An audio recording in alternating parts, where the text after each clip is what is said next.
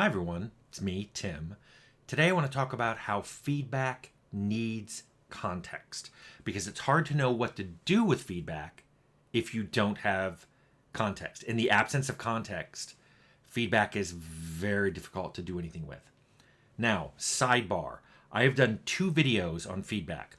One on how to give good feedback and one on how to receive criticism, which is just feedback.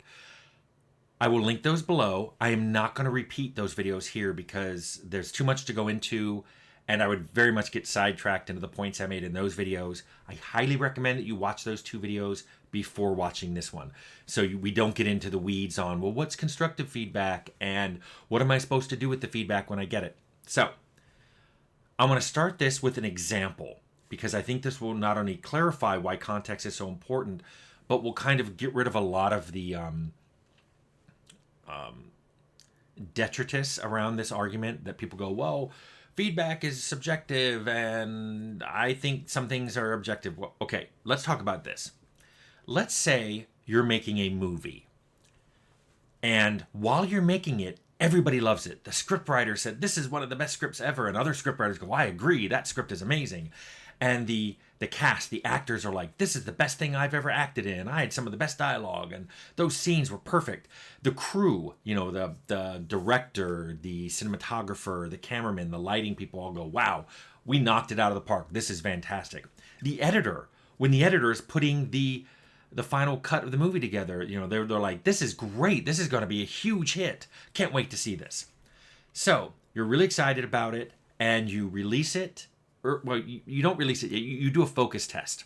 So you bring a bunch of people into a theater and you focus test it. And then you stand outside and you poll people as they come out. And you're shocked. Only about 5 to 10% of the people liked it. This is horrible. How can so many people dislike this movie? Everybody going into this said it was so good. So you, at the next focus test, you start asking questions. You make a list of questions you want to ask people. And so on that second one, you get the same response, which makes you realize something's going on. Again, only 5 to 10% of the people like it. But those people all have the same thing. The plot was awesome. The characters were funny. The cinematography was so great. I loved it. And then the other 90% are saying things like, well, what was that? What was going on there? I couldn't follow a thing. That movie stunk. So now you're stumped. You're like, how can there be such a disparity? And why is something that we thought was so good getting the minority view? So for the next showing, you go inside and watch the people watch it. So you stand off to one side and you watch it. And here's what you notice. Let's say there's like 400 people in the theater. There's 20 rows and there's 20 seats in each row. Let's just make it simple. You immediately notice something. Only the people in the first row and some of them in the second really seem to be enjoying it. When there's a dramatic scene, those people are leaning in and getting really into it. When there's something funny said, they're the ones laughing, and everybody else in the theater is kind of going, and you're like, oh, then you go back and you watch the movie yourself in that theater from the front row and the back, and you suddenly realize that a big chunk of the context of understanding your movie depends on whispered voices and very small details in the scene. Like, oh, there was an object in the background on that desk, or something moved back there, or there was some text written on the side of that book that was super important. Uh-oh.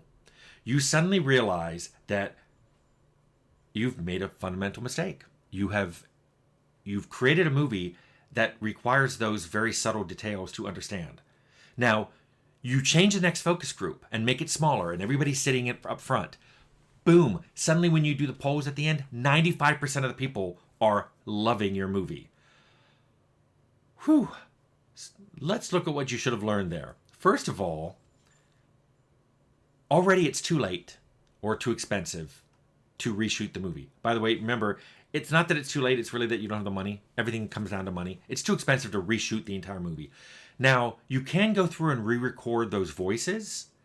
It's called, ADR, I don't know what it stands for, but it's when they do the voices later. It's commonly done in movies anyway, so you can just record the whispers and the hard to understand dialogue at a higher volume. Boom. But reshooting all the scenes, getting all those little details that were in the background or were too small to see, reshooting those scenes so they're bigger, that's just not going to happen. To put this in terms of games and the production stage video I made, you should have made a short sample of this movie and tested it with people. You should have made either, I don't know, a prototype or a beautiful corner or a vertical slice of your movie and gone through that stage. But you didn't. You made the whole movie, and now it's too late to make those changes. Now, this isn't a bad movie either, because the people who got the details loved it. So this kind of goes back to my whole, there are no bad games, there's just bad games for you. Think about a game that you thought was bad, but other people liked. Guess what? Maybe you didn't get it. Maybe there was a way to view that game, or maybe there were details in that game that you missed that would have made the game click for you. Sometimes it's if you had just played the game past the first hour or two, suddenly everything would have clicked into place and you would have loved it. Now, I've heard people say, well, there are ways developers can give a game a broad appeal. You know, there's certain characters you can put in and certain tropes and story and setting you can do that give a game a broad appeal.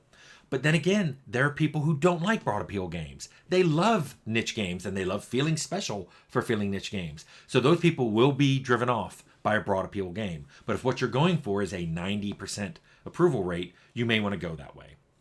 Now I want to talk about lessons, but let me talk one final word about the movie, because there's some stuff you can think about later.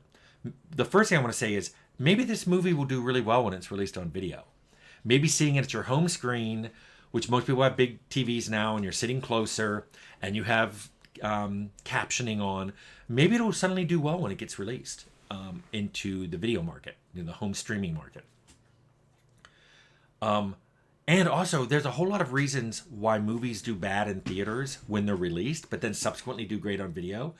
And it may have to do with marketing, and sometimes it's just it wasn't marketed well, and then it was discovered later on video, and suddenly everyone's talking about it. But there's other things, like maybe it was released at the same time as a competitor movie that was similar, that was just better, or got overshadowed, or outmarketed. So people were going in droves into the theater to see your competitor movie, so nobody saw yours. This happens in games all the time.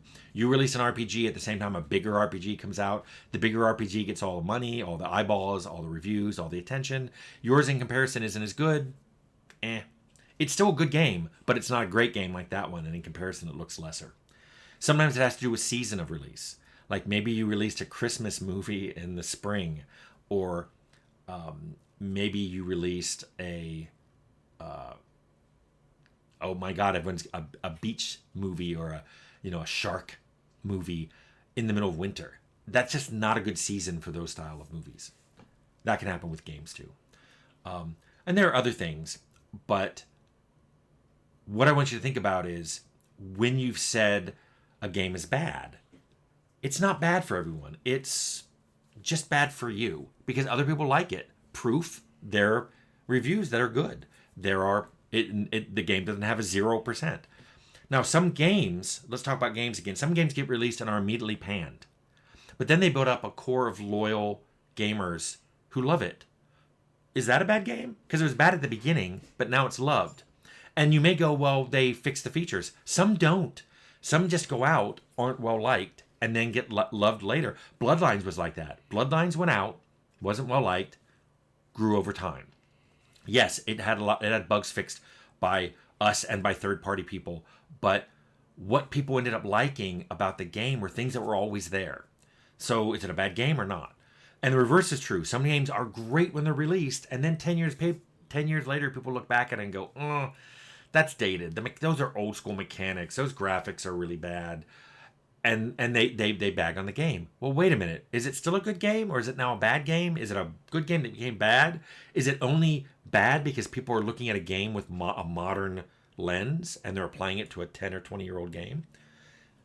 I don't know. That's why I say there's really no bad games. There's just bad games for you. If you come to a 20-year-old game for the first time now, you're probably not going to like it. where the people back then loved it. Oh, is it the game's fault? So, what's the point of this video? The thing I want you to understand most about this video is when people talk about bad games and good games and they're giving you feedback, understanding why they're saying something is just as important as understanding what they're saying. When they tell you, I didn't like this, great. You now have an idea of a feature that isn't liked. But why don't they like it? Because this is how you will go about fixing it. If you find out that there's 5% of the world that doesn't like this particular thing, but the other 95% love it and look for it, you can't really fix it. You're just going to have to live with the fact that 5% of the people aren't going to buy your game because of that feature. If you instead, people tell you they don't like a feature, and when they tell you why, it's something you can fix without removing that feature, that's a totally different thing to do than just deleting that feature and replacing it with something different. So the whole point of what I'm trying to say here is when you give or receive feedback, understand that the context, the why, is just as important as the what.